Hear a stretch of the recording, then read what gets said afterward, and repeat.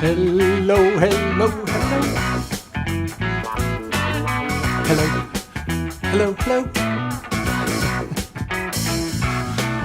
Oh, I love this one. Okay, how are you guys? Good to see you. Welcome, everybody. Happy Tuesday.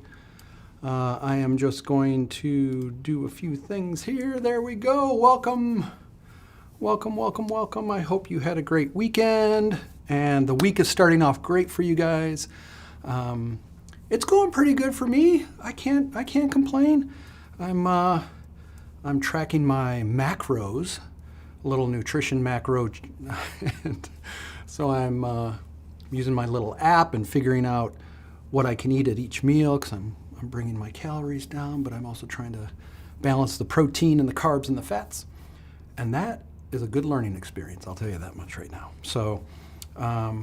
But I am feeling good because I am eating better, and we're on the home stretch of the Catalyst program, so I think that's really great because you guys have come a long way.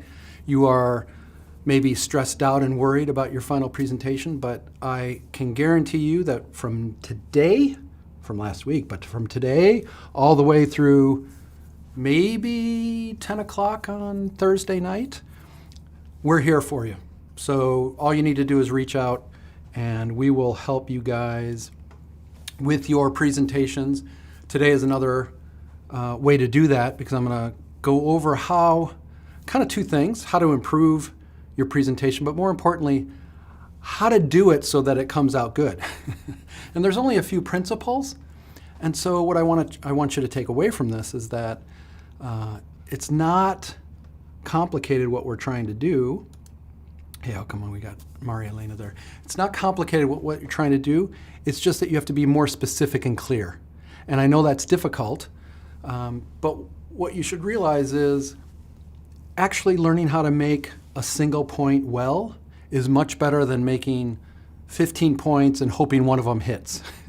Because by then you've lost your audience, right? So today I'm going to be talking about improving your 7-part presentation. I just want to say hi to everybody. It is a good day, and I hope, let me know if sound is too loud or you can't hear me or my hair's out of place. Just let me know. So great to have you here. Let's get started, shall we? I'm not sure how long it's going to take me to get through the third part of what I'm doing, but what I'm going to do is go through how to improve your 7-part presentation, and then I'm going to share another Catalyst example, another Catalyst 7-part presentation example, and then I'm going to open up Miro and talk over some of the boards that you guys have up there just to give you some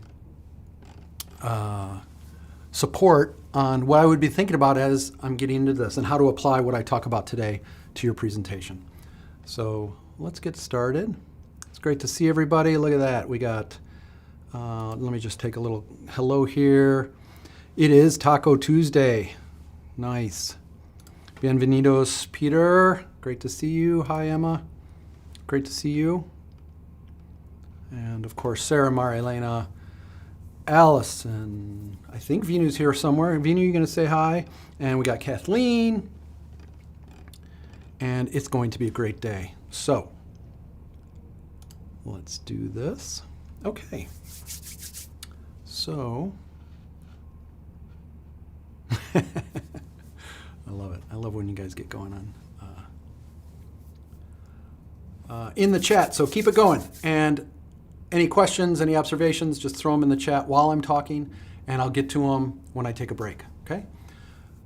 So I want to talk about improving your 7-part presentation today and how to create a more compelling and effective presentation so that you get the support that you need. And of course I blow it because I don't have my clicker on me. Where did I set my clicker down? Oh, there it is. Okay, let's talk about improving your 7-part presentation. All right, so what do you guys really want out of doing this? Why are we adamant that you do well on this? Well, this is what you want. You want everybody cheering for your project by the end of your presentation. You want people supportive, etc. But unfortunately, you're not going to get that if this is how you deliver your presentation. If your PowerPoint looks like a typical PowerPoint and you make too many points, you use bad graphics, you use different colors and fonts everywhere trying to spice it up, you're going to fail. People are going to be scratching their head like, what are they really talking about? They're not going to understand you. But we do know what makes a good presentation, and Ted kind of laid the ground here by coaching everyone who gets on their stage to make a great presentation. And they keep the principles pretty simple. And this is what I want to share with you today. There's just a few principles. First of all, they always have people use stories. And what you're doing is using a 7-part narrative as the overall structure for your presentation. So that's one story. And then, of course, you're going to use a story within that 7-part narrative. But I can't emphasize enough how well the 7-part narrative works. Think back to Mendonoma. Is that who shared their presentation last Friday? I apologize if I got that wrong. But think about how easy it was to follow what they were doing. And you got an understanding of what they're working on, what the challenges were, what their solution direction was, and what they were asking for. Now, all of that can be improved. It can get more specific. It's going to get more visual and simple, so it's even easier to follow. But they used the 7-part narrative, and that made it so easy to follow. Second, one main concept per slide. That's why we have this 7-part narrative. And often when we're putting together a presentation, we're putting too many concepts on one slide. So you're going to have to edit. You're going to have to take things out. And we'll talk about that when I show some of your Miro boards. I can see that you have too many ideas on one page, and that's fine at this point. You're giving yourself alternatives. But what we're going to have to do is pick one and narrow down and make it specific and know what point you're making on that page. You want to use big, singular visuals like I opened up this presentation with. You want to be specific. You want to work in your refinement to be more and more specific. So as you practice, what you should be asking yourself is, and what you should be asking yourselves and your team, how can we be more specific about that? What do we really mean by that phrase? And then finally, you want to practice and iterate to get better and better, and the flow and the pace will just smooth out, right? So this is a nice checklist for moving forward. If you do that, if you use the principles, what you're going to get is people cheering for you, like we did for Mendonoma last Friday. We cheered for them. Now, we're not responsible for giving them time and resources, time and money and their resources, but you're more likely to get those supports and engagement and involvement, or people doing things you ask them to do, when you use this framework, when you're specific, when you're clear, and when you go through it in a nice flow. Okay? So you're going to get that. If you don't do it, people are going to be asking questions. I'm not sure what you meant by that. And the problem is there that you're going to not be allowed to move forward with your project. And we don't want that. And so what do you need to do? You need to use the points and examples I shared today to shape your presentation into a clear and compelling narrative. Okay? That's what you need to do. So figure out over the next 2 weeks, as you pull one of these together, how can we get together here for an hour, here for 45 minutes, here for an hour, to iterate. Don't try to do it all in one fell swoop. But this is what you need to do. You need to work on this. Here's how. So, you with me? You with me? Are you ready to do this? So, first of all, the first piece of advice today, and a lot of you, as I went through the boards, can use this.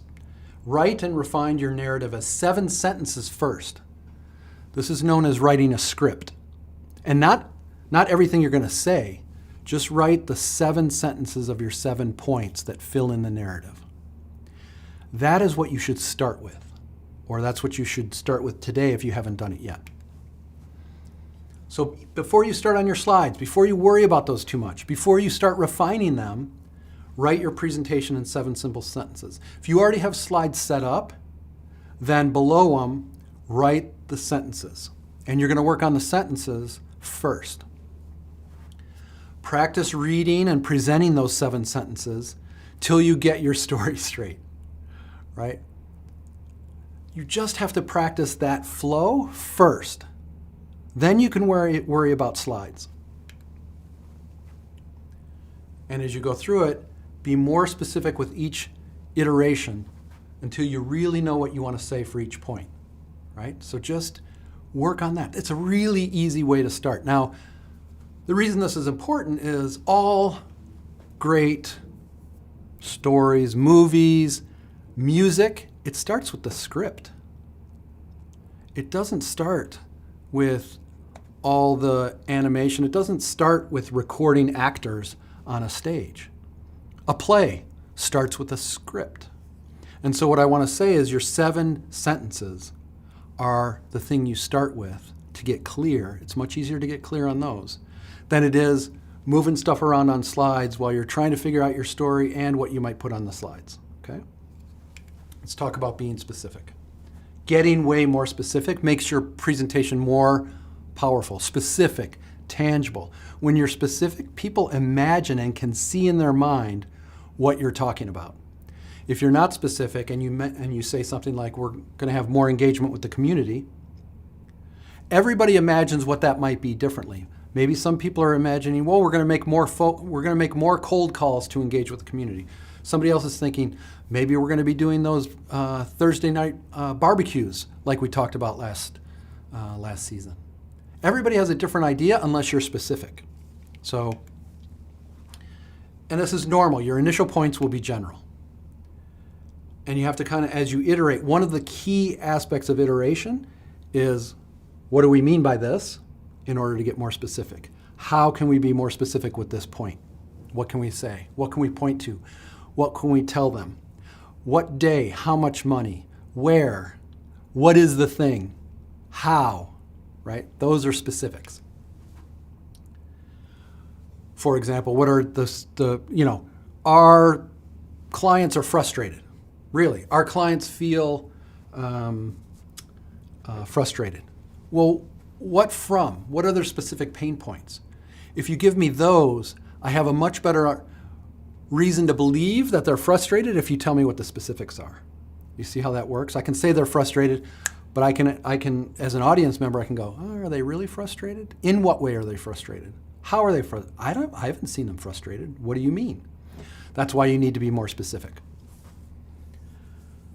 How do we engage the community specifically? I mentioned that one already. Friday night barbecues, I think, is a good idea. What kind of specific support do we need? We need more support to move the project forward. That's not specific enough. How can we be more specific? We need time, money, permission. We need you to do this, this, and this. We need you to contact that other organization and say we're doing this, right? So specific asks. Now, you have your story straight and it's specific. Then, now, what single thing could we use to illustrate that point? And I use the word thing because it might be a picture, it might be a video, it might be a graph, it might be a number, right? So it could be an image or video of a real person from your community. What thing can we use to illustrate this point? It could be a picture of the place where it happens.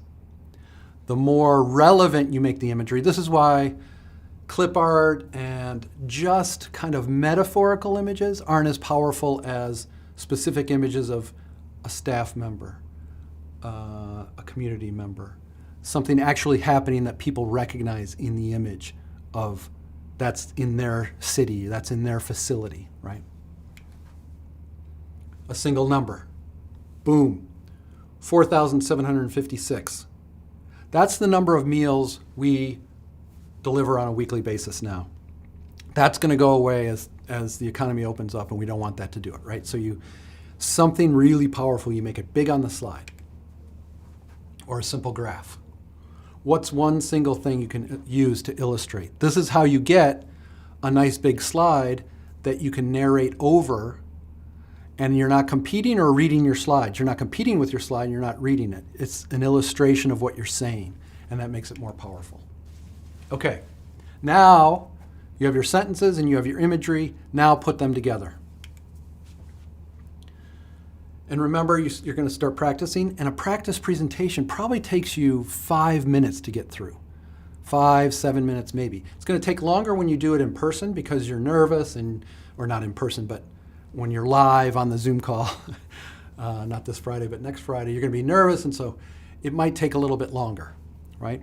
But when you're practicing it, it only needs to take 5 minutes. And if you do it with the sense of fun and energy. And what do I mean by that? Well, say, I don't know, what's something you do? Do you ski? Do you surf? Do you cook dangerous meals? I don't know, whatever it is.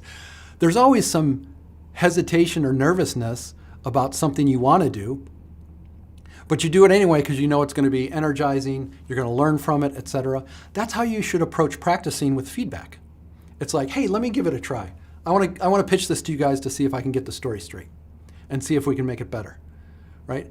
And then you do that with fun and energy, and then you refine how you say it, how you make a transition between two slides.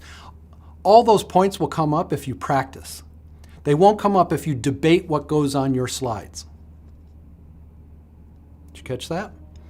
If you practice, if you try to give the presentation to each other, that's when all the specific instances of making it better will come up versus debating how you want the slides to look. Okay? So refine and do it again. And then what are you going to do? You're going to refine and do it again.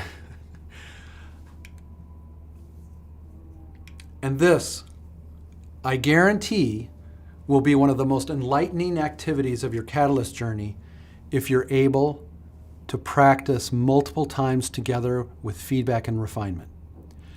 If you put another version together, if you maybe even record a screencast of your presentation and send it to us, and we can give you feedback, it's going to get better and better and better, and you're going to get more and more excited, and you're going to realize, holy cow, this notion of sharing early and often, getting feedback, refining and iteration, it really does work.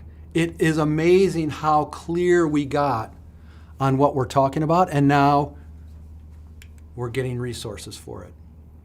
So let's go through a Catalyst example. I want to thank MFA and the Capslow team. This is from a couple years ago, I believe, on sharing their 7-part narrative with CCI. And I'm not going to present this like they presented it. I'm going to highlight how they used their 7-part narrative and how they kept it simple and powerful to deliver it. So, whoops, I didn't want to go forward yet. So, this is Harvest of the Month. Notice the title slide isn't the overall project challenge. It's not a provocation. It is a name of a concept that actually introduces a little bit of curiosity. And this is a good start. If you name your solution and put it on the front slide, people are going to be like, oh, I wonder what that is. And that curiosity already grabs their attention. And that's what was really nice about this. And then there's a little tagline up top, solving team obesity. Harvest of the Month. What's that about? Their audience never heard this idea before. Okay, so that's the title slide. Meet Josh. Josh has lost over 90 pounds since joining the Teen Wellness Program. And our program does health coaching, has clubs on campus, and fitness programs. Yeah. And so they tell a story about Josh. And then what do they say? Josh is a great example, but he's only one student. And actually, 43% of teens at Nimpomo High School are overweight or obese. And so they're contrasting the success of Josh with the challenge of getting more Joshes in success stories. And so to understand why there's only one Josh and there's still almost half of our student population, we went out and talked with coaches and students to understand their views and thoughts on nutrition and health and eating. And so they share some of what the people they engage with said. These are real people. These are real students. 3 simple points. 1 overall point. They shared with us what matters. And so from doing this work, we came to the question of how can we actually engage staff to support a culture of healthy eating at school? One of their key insights was that the health and wellness programs were kind of periphery to their daily living, and yet they're eating 3 times, at least 1 or 2 times at school. And there's no engagement, there's no classes around it or anything like that. And so it was a great question. And so our solution is Harvest of the Month. And they talk about 4 little points about what it consists of. Planting the information, I love the little puns, planting the information teens need to stay healthy, cultivate relationships between students and school staff related to health, related to nutrition, right? And so they could make their 4 points very clearly, and yeah, using some puns or some cultivate and grow and plant, you start to get a feel like there's a theme here, right? There's a way to bring it to life that's kind of interesting and natural to further the pun. And then they went one more slide on the solution, like how does it really work? We're saying all these things, but how does it work? Well, we don't have everything figured out, but think about selecting a fruit or vegetable of the month. Let's highlight a food for the month. Let's make a recipe and try it. And let's share that recipe with the and Harvest of the Month with the school staff. So let's bring the staff in and talk about, hey, this month is papaya, and we're going to talk about the benefits of it, what it's about, some fun facts, etc. And then the school staff share the recipe and program information with students and peers. So the staff in the classroom gets to talk about the food. And then they have a great little prototype here of maybe a poster or a handout that gets produced each month, and kids can engage with the solution. Now, if we did something like this, students will feel empowered to make healthy food choices. They'll be informed. They'll be excited to try something. And research proves this out. Kids who participate in like community gardens and stuff definitely are more engaged with food, and they pull stuff up out of the ground, they dust it off, and they try it. It's amazing to see a kid eat a carrot out of the ground, right?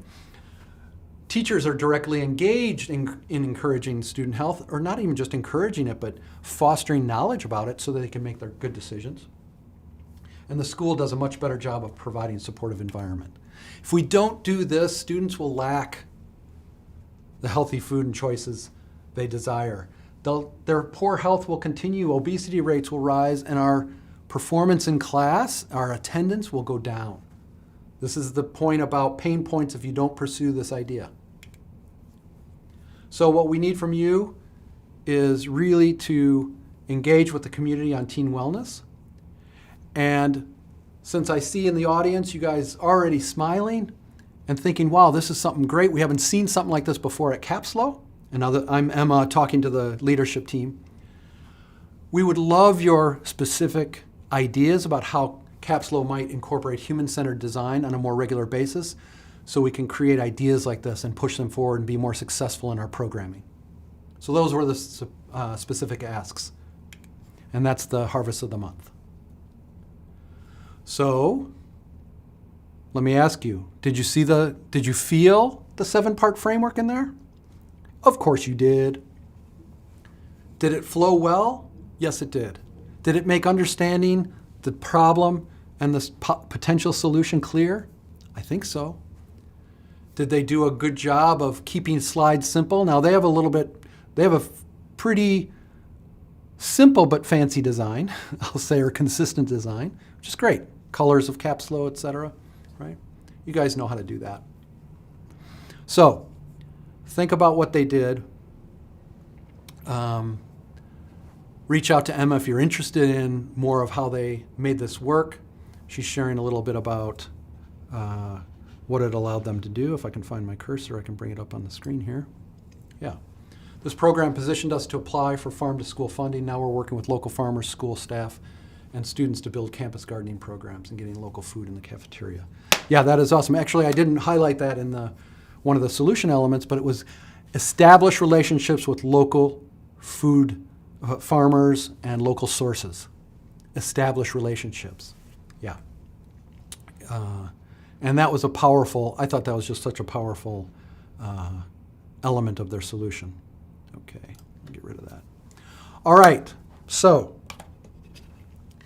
that is the way that you guys are going to be able to improve your 7-part presentation, write the script, get specific, get that script to flow.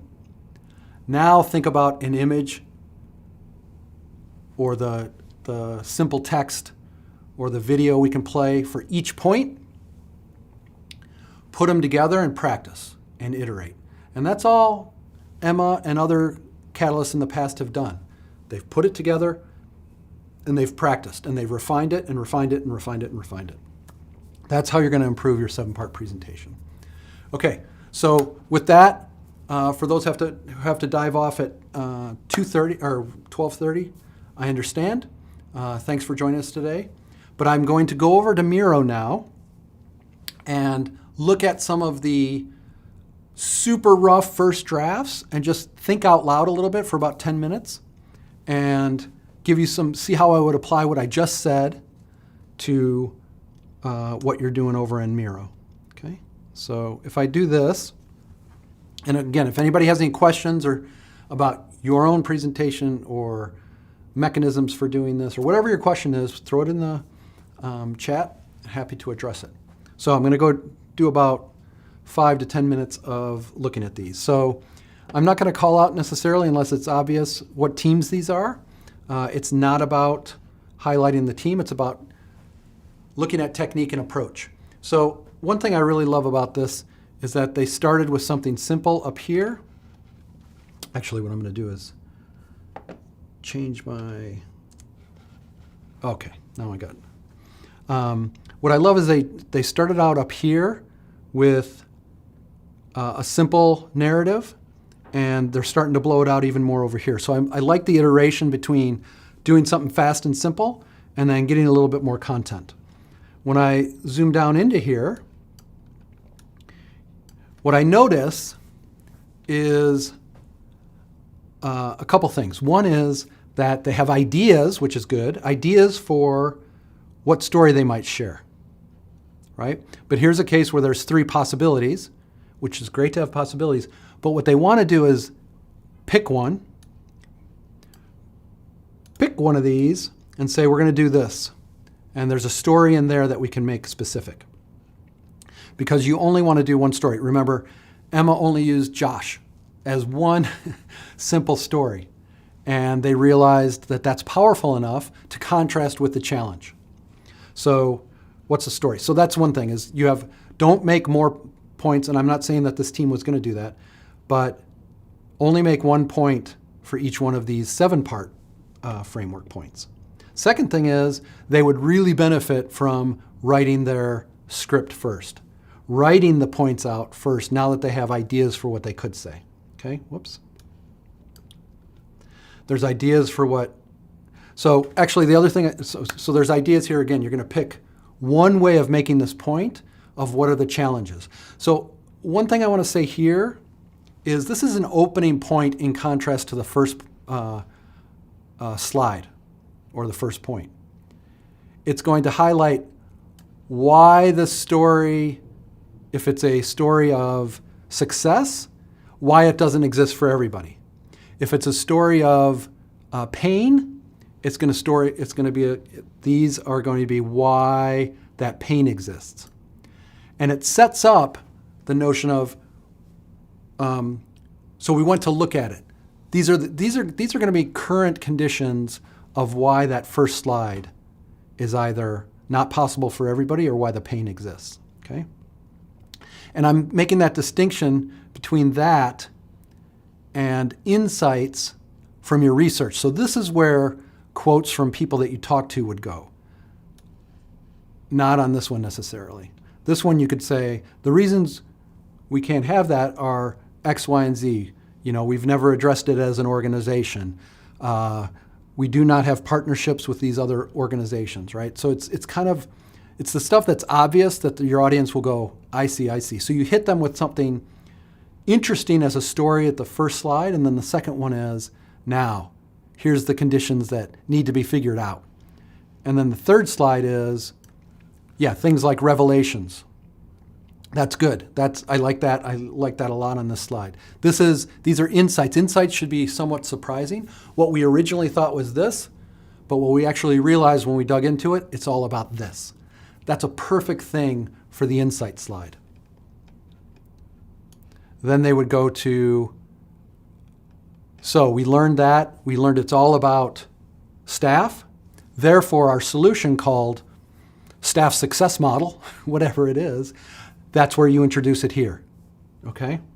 So I just wanted to, whoops, don't grab their sticky off their board. Okay, come back down here. Same thing. So this is even more blown out, so they've added more content, and they've added a narrative, but they're gonna choose one of these. Don't do both of them. And I see that this is about employment and securing income and stable housing.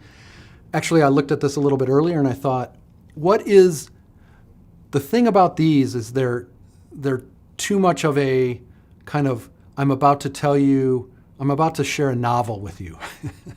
And I know you're not going to present these, but as we're working on it, what I want everybody to realize is the story you shared up front isn't a long, drawn-out story about someone's background and experience and persona and all those types of details. It gets specific and pointed. So what I realized here is that it turns out in this first story, the staff might be too helpful and the clients aren't able to do things for themselves. And so I don't know if that's right or not, but as I looked at this and I struggled with what are they trying to say here about why is this story of Jill important? Or why is it good or bad that staff did things for her and she didn't get the experience? I got this realization. The real key here is, and a way to position it, is that, so when they open up this story, they might say something like, one problem we have and why our success rates are low is because we're too helpful. Now that's powerful because we're failing because we're too helpful, right? You see how that introduces Jill's story as a problem. And then you can talk about, if that was the case, I'm not saying it is, then you would go to the second slide to talk about why is this? How are we too helpful? We do this, this, and this. We require this, this, and this, and everybody's measured on blah, blah, blah, and therefore we can't do this. So we looked into this. What would be more successful? And so I would come to this one. Now again, a point I'll make about your insight slide is it's not about showing people that you did a journey map or you did a persona. The insights are what came out of doing the journey map. What are the specific pain points and where do they happen? Which are the most important ones, right? So here you're sharing what you discovered, not what you did. You made a persona, but the insight would be the people we're really serving care about this, this, and this, and make that nice short point that embodies what you learned from focusing on the persona. And you could say, we realize it's not about serving everybody, it's about serving blah, blah, blah, blah, blah, your persona, right? So again, you're getting specific. You're whittling down and making points more specifically. Okay. Let me go to one other one. Is this helpful, you guys? Let me know in the comments if it's interesting to kind of do this. Okay. So here's one demonstrating the impact of food distribution at a community clinic. I think, if we think it would be great if that was a title of the solution versus kind of a general statement of what you're trying, it's kind of the goal, right? We're trying to demonstrate the impact of food distribution at a community clinic. So this is really nuanced feedback, right? This is really specific. But I would love for this to introduce a little bit of curiosity by naming the solution. And in this case, if it's easy data, I don't even know what the solution could be at this point in terms of naming it, but it'd be great to put it there. Okay, so that's the title slide. It's the same point I made on Emma's, that it was nice. Describe the desired future. Okay, so this one is, what you guys can all see it, and it's just because what we're focused on. There's probably too many visuals, and so one of the questions is, what do we really want to use here to illustrate the point we're making? Now, what I will say that's great about what these guys are doing is they have the sentences. If you notice, at the top of each slide, they took the title we had off of there and then wrote the words first, wrote the script. So the food distribution model of VFC will be scaled, sustained, and spread so that patients served by any community clinic have equitable access to food. Okay, so what I would do here, so this is the opening story, right? What I would do is portray the world. I might do it. You don't have to do this, but I would portray the world on this slide as a sustainable distribution of food and what that makes possible. So whether it's one big picture of the map and it says areas covered by our food distribution and it covers the whole thing. And I might say on the slide, imagine when anyone in our community has access to healthy food and our distribution is everywhere for anyone that needs it. Okay, that's setting up a potential. And then what happens? We go to the second one. That's when we say, but the reality is much starker. And that's where I pull this other map over here and say, we only serve 10%, 12%, whatever the number is maybe. I might put that map, maybe gray it back or put a color opacity over it and just have 7%. We actually only reach 7%. We've done good things in the short term, but our true long-term ability to serve food is going to be very low. So we used our project to look at that. What were our insights? Okay, and so here it looks like the sentence is about realizing that you need to address multiple things at once in order to be able to demonstrate. Okay, so this is what it would be, right? See how I'm thinking through this? Like, what is the real point here? That's what you have to do. You have to say, what point am I trying to make? Demonstrating the impact of food distribution through community clinics cannot be done effectively. So what they're really saying is, we won't get support for this unless we can show the data from these 4 intersectional areas. So what we originally thought is we could just count and make the case for food, but we realized there's 4 areas we need to address. So it just gets tighter and clearer, and I would take off, this is complicated language that needs to be cleaned up. Cross-sectional focuses? No. These 4 areas are critical to, I'm just laughing because sometimes I get really intense. These 4 areas are critical to demonstrating the impact of a sustainable food program. That's all you need to say, right? These 4 areas: data capture, integrating systems, sustaining the program, and patient satisfaction, or patient improvement, or whatever it is. So you should see how I'm going through this. I'm going back and forth like, what's the point of the slide in the narrative? What point are we trying to make? Is it clear? Is it on the narrative?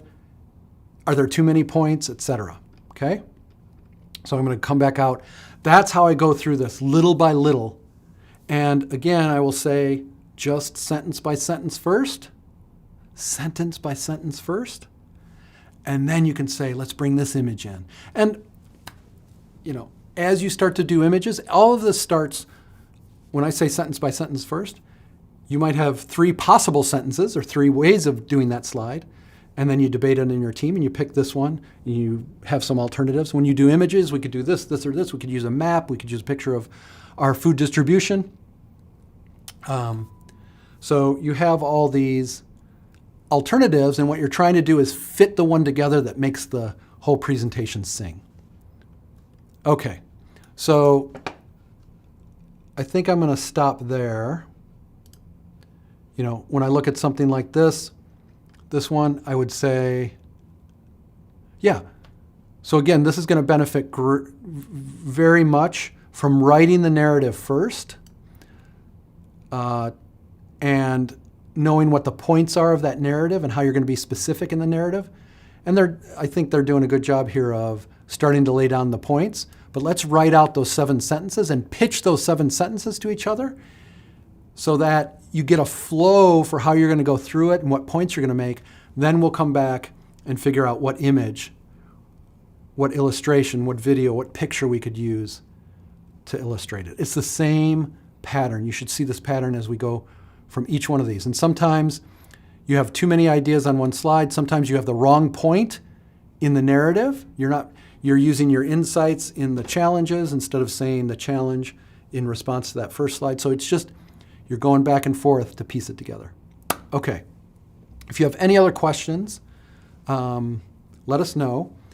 So I didn't get to say it before 2:30, but we are going to have an open Zoom session next Tuesday for you guys to get feedback on your latest version of your presentations. Let me switch back to here so it looks a little nicer. Okay. So we're going to have a Zoom meeting next Tuesday where we can give you guys, much like I started to do there, feedback, very specific feedback on your projects. So we can probably take 5 to 7 minutes per team, maybe even a little bit more, to go through the latest and give you feedback. That's if everybody participates, which we know that won't be the case. So that's why I'm thinking 5 to 7 minutes is easy, maybe 10 minutes for some of you. Before then, I'm going to try to get you guys, each individual team, a little screen recording of what I'm thinking as I look over your slides, kind of how to apply today's lesson to your work. And then at any point when you have an update, just send a note to Kathleen or any of us. She's been really great in just forwarding everybody's link to us on the team, and we will get you feedback. It'll help us find ways. And then finally, work with your coach through 1 iteration or 2 iterations. So try to find a 30 to 45 hour block to do this application of what we talked about today with your coach, because they're experiencing this. They know how it works. You saw how Emma's presentation was. Got it? Okay. It's a great Tuesday. You're going to do great on your 7-part presentations.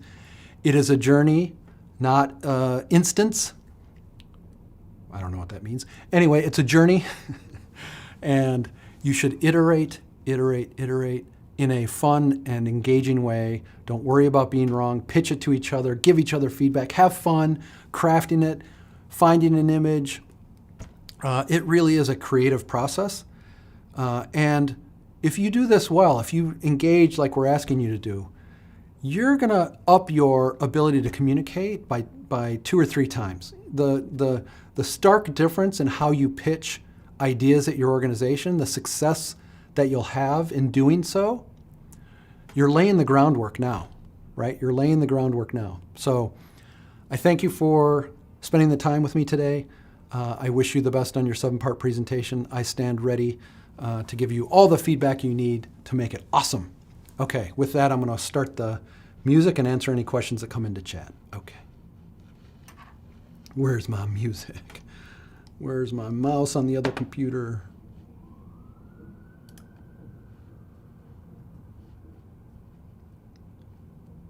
Let me stop that for a second. I don't have my production assistant.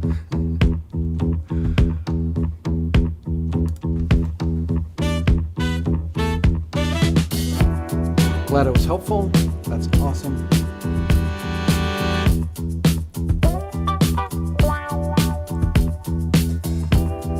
You got it, Mario Lambert. You got it.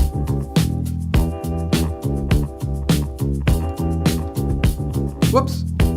Ooh, that clicked on the wrong one. There we go.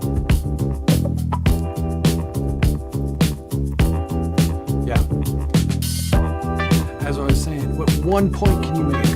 What's one way you could say it that captures the essence of it? Because it's only 7 minutes.